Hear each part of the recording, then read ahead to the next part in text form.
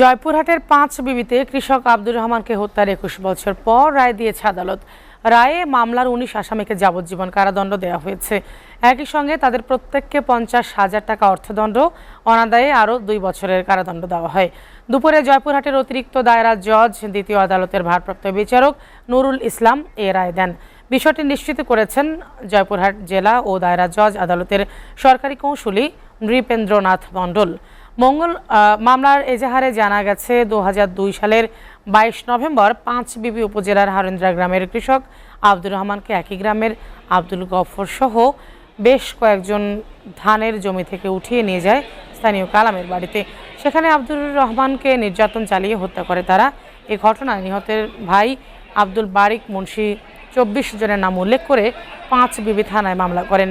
২০০৩ সালের ৩ এপ্রিল তৎকালীন মামলার তদন্তকারী কর্মকর্তা জাহেদুল হক ১৯ জনের নামে অভিযোগপত্র জমা দেন।